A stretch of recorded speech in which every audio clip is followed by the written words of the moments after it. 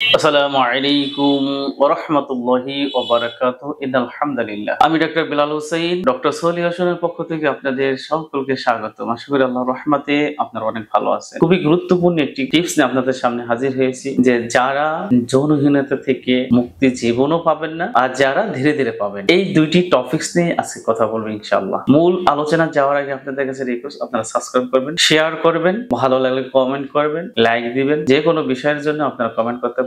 আর আপনারা জানেন আমার নামে শত শত পেজ খুলে প্রতারকরা প্রতারণা করে যাচ্ছে। আমার নাম্বার 018259150993। এই নাম্বার ব্যতীত কোনো নাম্বারে আমার হোয়াটসঅ্যাপ নেই, ইমো নেই। এইটাই ইমো আছে, হোয়াটসঅ্যাপ আছে। আপনারা সরাসরি আমাকে দেখতে পারেন অথবা কথা বলতে পারেন। পৃথিবীর বুকে একটা মানুষ বেঁচে থাকে, আকাঙ্ক্ষা থাকে, টাকা কামাই করে, লেখাপড়া করে, প্রেম করে, সবকিছু একটা, সেটা হলো যে তাদের বাসর হবে, তাদের জীবন সঙ্গিনীর সাথে তাদের ভালোবাসার দাম্পত্য জীবন গড়ে উঠবে, সুখে জীবন যাপন করবে, এখানে কিছু ফসল হবে, তারা আবার বড় হবে, তাদের পেট থেকে নাতি নাত করে আসবে। এভাবেই জীবন একদিন সে চলে যাবে, তাকে সবাই মাটি দিবে। ছেলেরা বলবে রব্বির হামহুমা কামা রাব্বায়ানি সগীরা। ছেলে মেয়েরা যখন দোয়া করবে। এতটুকুর জন্যই মানুষ পৃথিবীর বুকে বেঁচে থাকে। কিন্তু সেই কাঙ্ক্ষিত লক্ষ্যে পৌঁছার জন্য মানুষ শত চেষ্টা করেও এখন ব্যর্থ হচ্ছে। যেমন ব্যর্থ হচ্ছে তার স্ত্রীর সাথে মহামিলনে কোন রকম সময় দেওয়া, নিজে তৃপ্তি পায় না, অন্যকেও তৃপ্তি দিতে পারছে না। নিজেদের জীবন আনন্দময় যেখানে হয়ে ওঠার কথা, সেখানে ঝড়গাঝাটি, ক্লান্তি, অভিমান, আত্মহত্যা, সংসার ভেঙে যাওয়া, সবকিছু হইতেছে। কিন্তু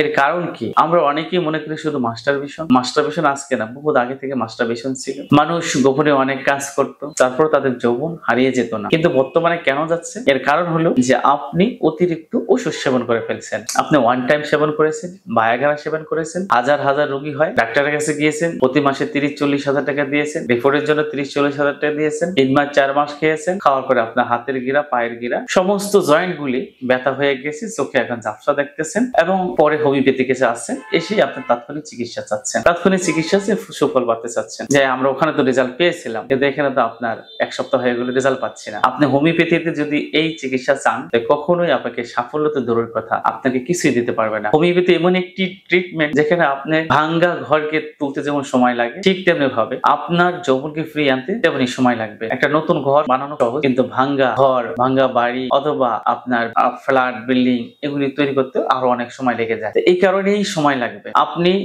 এইটার জন্য আপনাকে সময় দিতেই হবে। যদি সময় না দিয়ে যদি আপনি আবার হোমিওপ্যাথির কাছে তাৎক্ষণিক রেজাল্ট চান, তাহলে হোমিওপ্যাথি আপনাকেও সেই বিষ মাখা জিনিসগুলি দিয়ে শেষ করে দিবে। দ্বিতীয়ত হলো, যারা জীবনও ভালো হবেন না, তারা ভালো হবেন না। 1 নম্বর হতাশাগ্রস্ত ব্যক্তিরা। নাম্বার 1ই হলো হতাশা, বিশ্বাস নেই, ভালো হবো না, আমার আর জীবন চাবে না, আমি আত্মহত্যা করবো, স্ত্রী আমাকে তালাক দিয়ে চলে যাবে, পরক্রিয়া করবে। যারা এমন ভাবে হতাশা হবেন, তারা ওষুধ খেলেও ভালো রেজাল্ট পাবেন না, বা কখনই ভালো হওয়ার সম্ভাবনা থাকবে না। দ্বিতীয়ত, যারা মদ খেতে খেতে খেতে খেতে শেষ করে দিয়েছেন, যারা একেবারে শেষ করে দিয়েছেন জীবন, যৌবন, হার্ট, লিভার, কিডনি, এখন আপনি মৃত্যুর শয্যায় আছেন, তারা ভালো হবেন না। যারা জোরপূর্বক ভাবে নারী সঙ্গম করেছেন, যেটাকে আমরা দর্শন বলতে পারি, করেছেন, সে রাজি ছিল না, এদেরও যৌবন শক্তি ফিরে আসবে না। কারণ কোন মন যদি আপনাকে বদদোয়া দেয়, মন থেকে বদদোয়া দেয়, জোরপূর্বক করেন, তাহলে আপনার জীবন ও জনশক্তি ফিরে আসবে না। তাহলে বোঝা গেল জনশক্তি না ফিরার কারণ অনেকগুলি আছে, আরো আছে অনেক। আপনি যদি কারো সম্পদ, কারো টাকা পয়সা, কোনো অসহায় মানুষকে, কোনো মুরব্বীকে,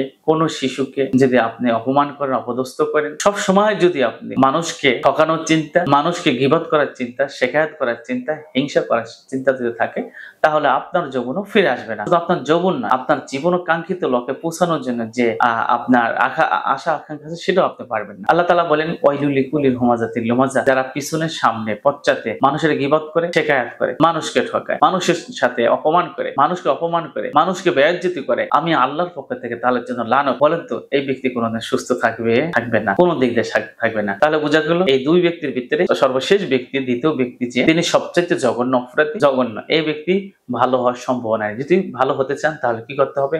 নাম্বার 1, একজন হোমিওপ্যাথি ডাক্তারের শরণাপন্ন হয়ে আপনাকে তার আদেশ মতো চলতে হবে। তিনি যেভাবে আপনাকে সাজেস্ট করেন, ইসলামিক দিক দিয়ে, শারীরিক দিক দিয়ে, মানসিক দিক দিয়ে, এবং যত প্রকার আপনার সমস্যা আছে, সমস্ত সমস্যাগুলি দিয়ে তার কাছ থেকে আপনি লিখিতভাবে নিয়ে জীবনযাপন করতে পারেন, ইনশাআল্লাহ 3 মাস থেকে 6 মাসের ভিতরে আপনি উপকার পাবেন। এমন একজন ডাক্তার খোঁজা আপনার দরকার, আপনার জীবনের জন্য দরকার।